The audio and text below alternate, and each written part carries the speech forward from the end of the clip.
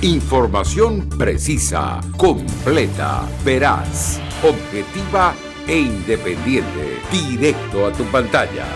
Voz de América en RCR 750.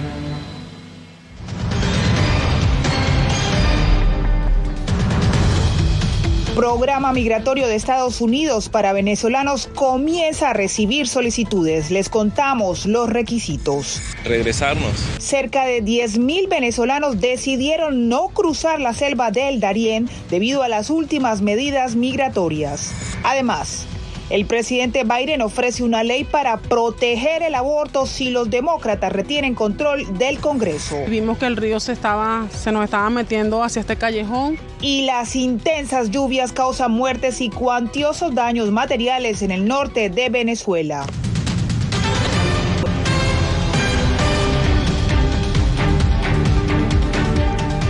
Hola, ¿qué tal? Bienvenidos al Mundo al Día. Les acompaña Diva Lizeth Cash. Comenzamos.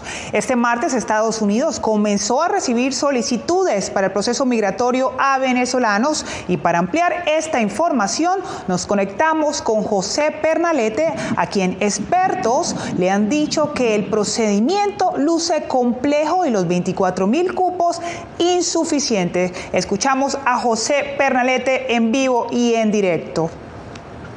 Así es, Diva, precisamente se trata de la complejidad que está vinculada con la cantidad de requisitos que deben honrar tanto los peticionarios como los beneficiarios de este proceso de beneficio migratorio que es válido para la comunidad venezolana que se encuentra en estos momentos fuera de Estados Unidos. Lo cierto también es que hay que tomar en cuenta que el cupo de 24,000 personas de este país puede verse comprometido ante la gran cantidad de venezolanos que en el mes pasado trataron de ingresar a Estados Unidos de manera irregular.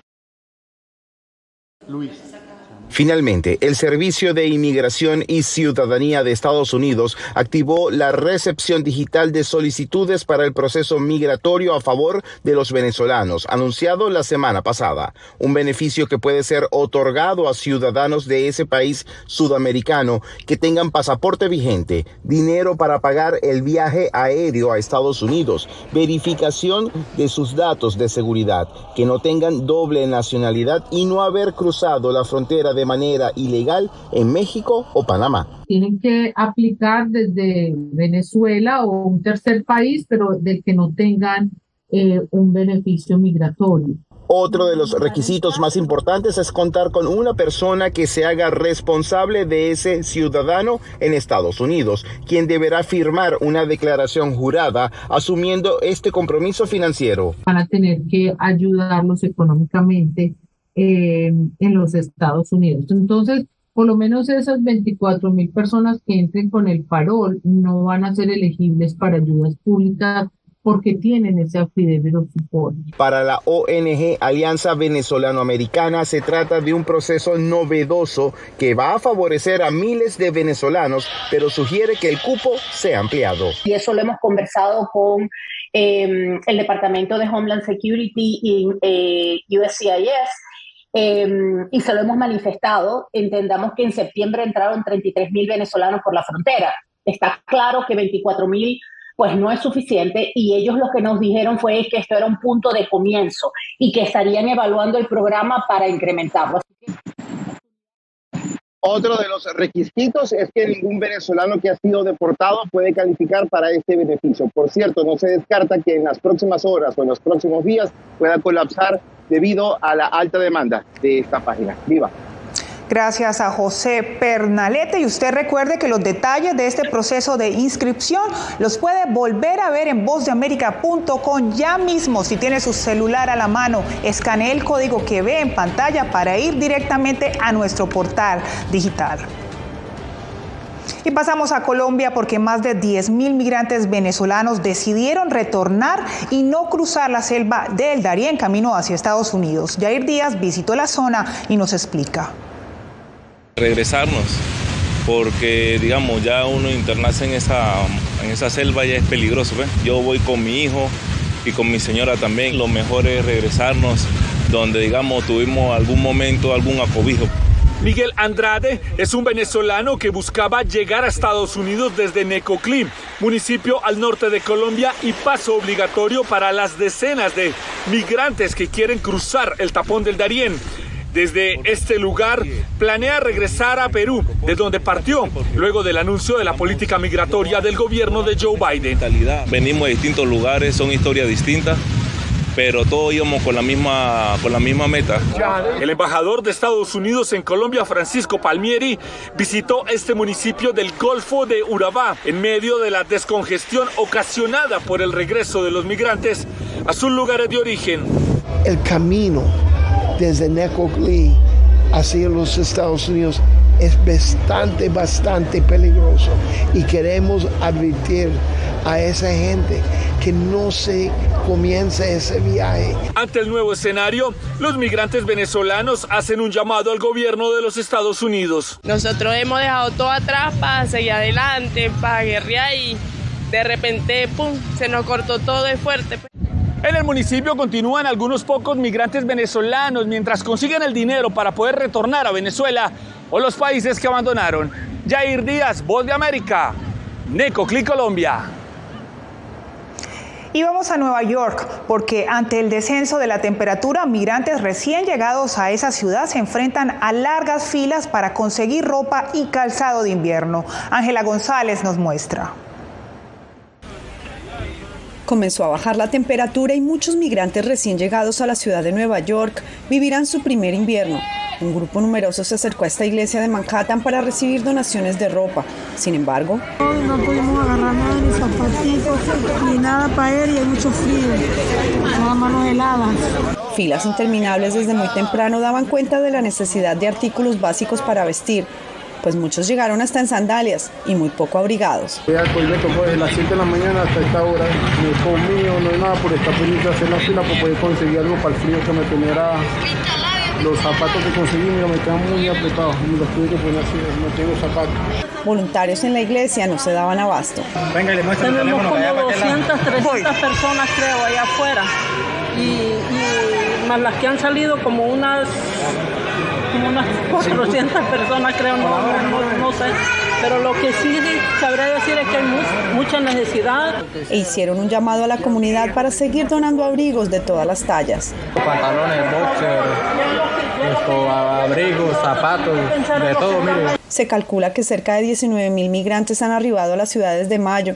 Con la nueva política de asilo para los venezolanos desde México, El Paso podría detener el envío de migrantes en autobuses a la Gran Manzana, según reportes de la administración de esa ciudad fronteriza de Texas. Activistas esperan que con las nuevas regulaciones del gobierno federal puedan tener un respiro y brindar mejores servicios a los migrantes que ya se encuentran en la ciudad. Ángela González, Voz de América, Nueva York. En la búsqueda de su hijo menor, la hondureña Francisca Morán emprendió el mismo camino hacia Estados Unidos que él realizó en el 2016. Aún busca respuesta. Oscar Ortiz nos trae la historia. El 8 de agosto del 2016 es una fecha que quedó marcada para Francisca Morán. Su hijo desapareció cuando migraba hacia Estados Unidos y ya son 6 años que lleva dedicada a encontrarlo. Y no es fácil, yo día y noche yo pienso en él, le pido a Dios que me dé la fuerza, que me dé la salud para poderlo seguir buscando. La maestra de una escuela primaria decidió iniciar la ruta que tomó su hijo. Dejó atrás su hogar para llegar a México. Cruzó varias fronteras y asegura que los peligros que ella vio no se los desea a nadie. Yo miraba horrible eso, yo digo, ni quiera Dios que yo vaya a cruzar ahí, ni se me mete por la mente, pues, porque eso es muy difícil, esos trenes, olvídese. La Agencia de las Naciones Unidas para los Refugiados, ACNUR, en Honduras, advierte sobre la urgencia de adoptar medidas efectivas para frenar la migración irregular. Simplemente la ausencia de oportunidades y la angustia de sus padres de ver que eso está ocurriendo los llevan a irse de esos lugares porque saben que si se quedan allí, sus hijos finalmente van a terminar integrando o oponiéndose y poniendo en riesgo su vida por no estar de acuerdo con las reglas impuestas por estos otros. Kevin, a sus 20 años, decidió emprender la peligrosa ruta migratoria buscando oportunidades. Hoy, su madre espera tener noticias sobre el menor de sus 3 hijos. Desde este municipio departamento de Lloro, salió Cristian hace 4 años. Su madre cumple ya 6 años en su búsqueda luego de que desapareciera en la zona fronteriza entre México y Estados Unidos. Oscar Ortiz, Voz de América, Honduras.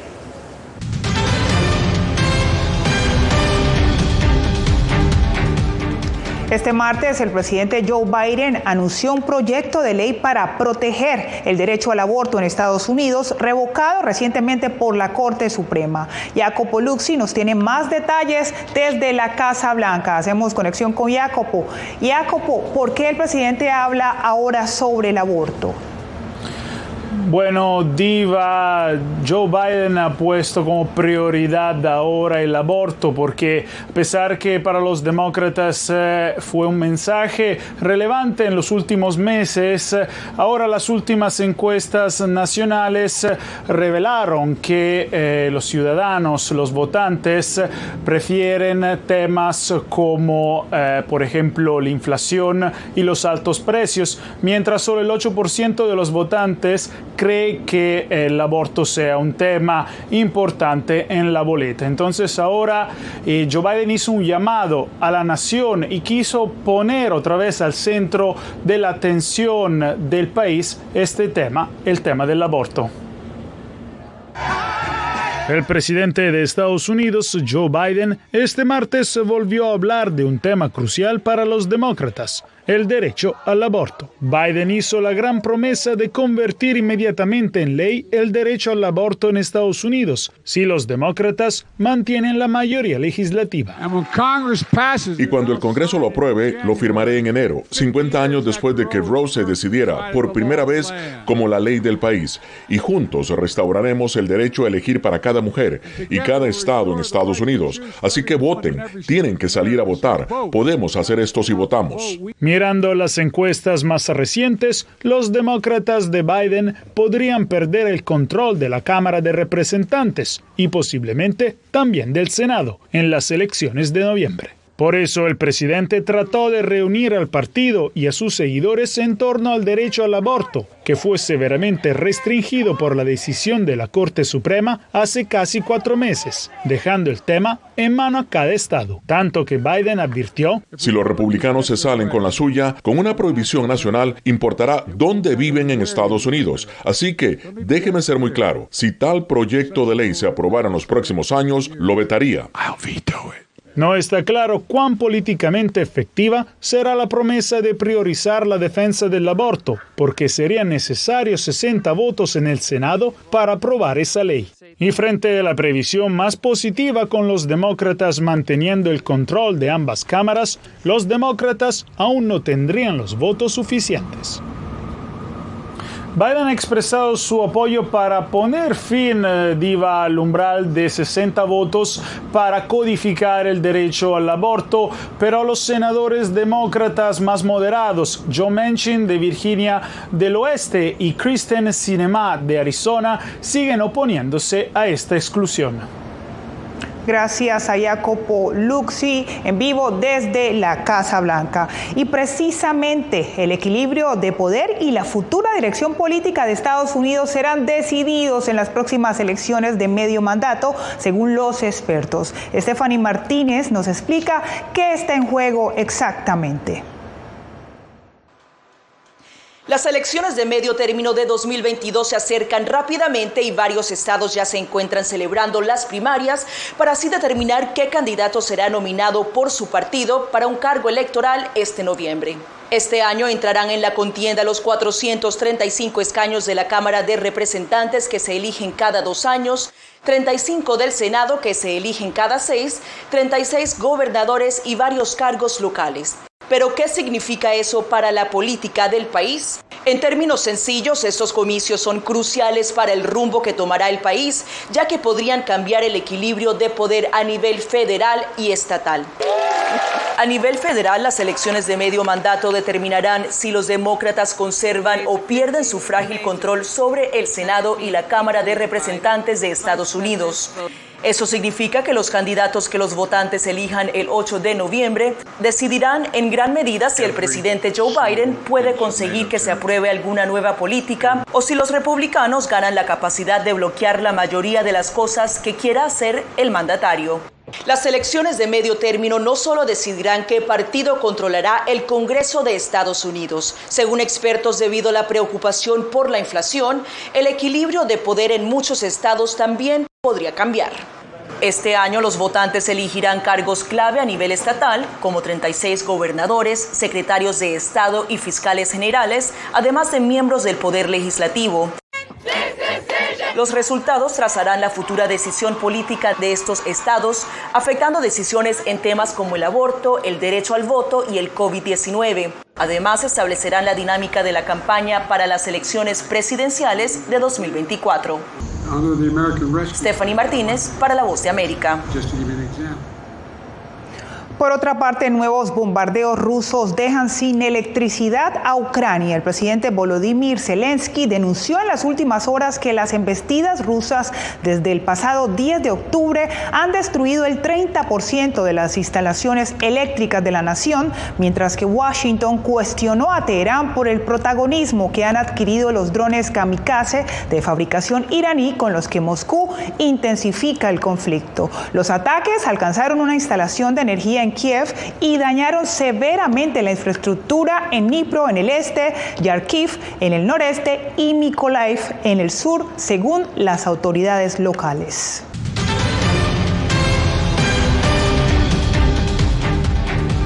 Intensas precipitaciones desbordaron una quebrada en la ciudad de Maracay, en Venezuela. Desde la zona de desastre, Álvaro Algarra nos reporta sobre los decesos y los cuantiosos daños materiales. Las fuertes precipitaciones registradas la tarde del lunes en la zona de El Castaño, en Maracay, causaron el desbordamiento de ríos y quebradas. El agua bajaba como un río por la avenida principal. Ante el miedo de que ocurriera una situación similar a la de las tejerías, algunos residentes subieron a los techos de las casas, pues el nivel del agua había subido considerablemente. Residentes del lugar relataron a La Voz de América cómo fueron esos momentos de angustia durante las precipitaciones. A los que ya sabían, empezaron a agarrar planta alta, planta arriba, para poder quedarse. Pero mucha gente quedó sin casa, sin su casa, quedaron tapizadas. Yo llegué hasta acá porque mi familia está allá arriba, tras el Hotel Pipo, pero eso... horrible, hermano, horrible. Eso sobra porque bajaba agua. Todo. Ahorita está bajando menos, pero anoche estaba bajando más. Pero bueno, yo gracias a Dios, yo ahorita sí está un poquito mejor. Lo que es que no, la maquinaria para allá está todavía socavando el material. Estaba lloviendo y escuchamos mucho ruido, nos asomamos y vimos que el río se nos estaba metiendo hacia este callejón. Y una camioneta se quedó aquí atascada, porque si no es por esas camionetas se llevan todas las casas de este callejón, como lo mencioné. El presidente Nicolás Maduro se trasladó hasta el lugar y confirmó la cifra de 3 fallecidos e informó también que las autoridades se encuentran evaluando la zona a fin de determinar los daños. Álvaro Algarra, Voz de América, Maracay. Los chilenos recuerdan este martes el tercer aniversario de un estallido social seguido de multitudinarias protestas que derivaron en un intento fallido de reformar la Constitución. Mejoras en salud, educación y vivienda siguen sin respuesta a 3 años de la revuelta, que dejó 33 muertos y cientos de heridos. El gobierno desplegó más de 25.000 agentes en Santiago para evitar desórdenes durante la marcha convocada. Costa Rica y Chile podrían buscar en la ONU una solución a la crisis política en Nicaragua, de acuerdo con activistas entrevistados por Donaldo Hernández. Una mediación que ya se ha realizado por la paz en Centroamérica. Activistas de derechos humanos nicaragüenses ven con optimismo los nuevos puestos de Costa Rica y Chile como miembros del Consejo de Derechos Humanos de las Naciones Unidas. Significa mucho también por el hecho de que Costa Rica es un país receptor de más de 100.000 nicaragüenses que se encuentran desplazados por la misma situación, por ser víctimas de violaciones a los derechos humanos de parte del Estado de Nicaragua. Los presidentes de esos países, Rodrigo Chávez y Gabriel Boric, han demandado en foros internacionales el irrestricto respeto a los derechos humanos, así como la propuesta de un diálogo con el gobierno de Nicaragua. Reiterar el compromiso que tiene Chile respecto a la situación de derechos humanos en Nicaragua y sobre todo el compromiso que tiene el presidente de Chile respecto a los presos políticos en Nicaragua. Pero el expresidente costarricense Óscar Arias, Premio Nobel de la Paz, dijo a La Voz de América que no ve la capacidad de alcanzar una negociación en Nicaragua. No creo que haya ningún presidente centroamericano que tenga el liderazgo de poder ir a Nicaragua a establecer un diálogo con la oposición nicaragüense. Creo que eso no lo va a permitir hoy en día Daniel Ortega. Activistas desde el exilio siguen alzando su voz para que los 47 países integrantes del Consejo de Derechos Humanos de las Naciones Unidas pongan su mirada en Nicaragua. Donaldo Hernández, Voz de América. Este martes, el Naz Rikabi, la escaladora iraní de 33 años que no cubrió su cabello al participar en el Campeonato Asiático de Escalada Deportiva en Seúl, este domingo regresó a su país. Su regreso a Irán se produce en medio de protestas a nivel nacional en Irán que piden mayores libertades para las mujeres luego de la muerte de una mujer de 22 años que murió bajo custodia policial después de su arresto por supuestamente usar su hijab de manera inapropiada.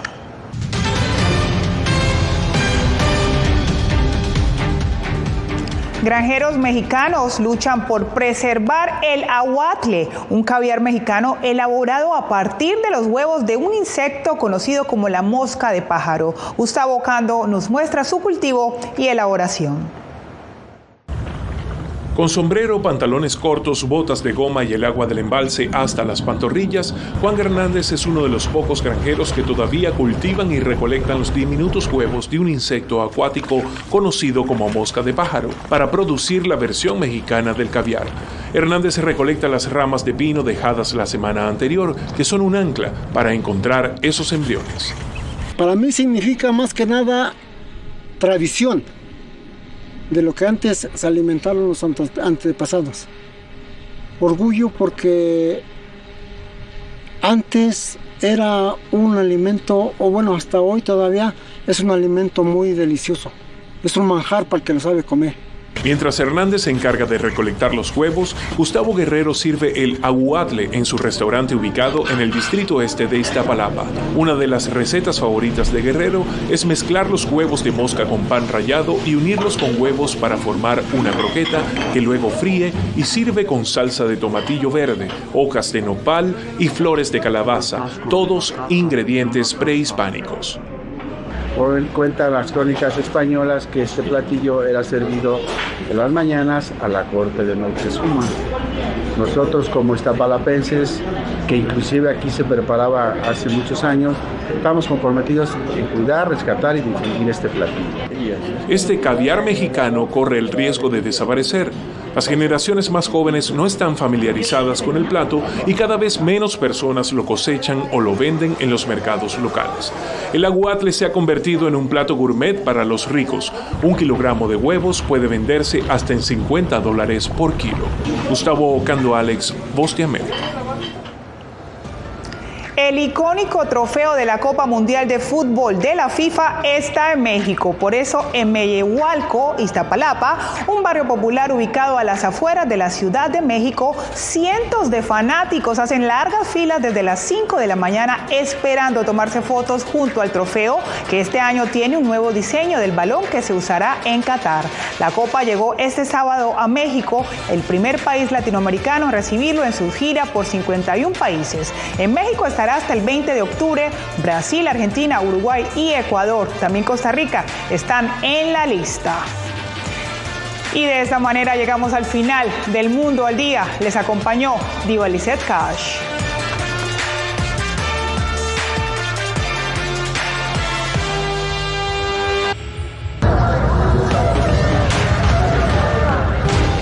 Radio Caracas Radio presentó Voz de América.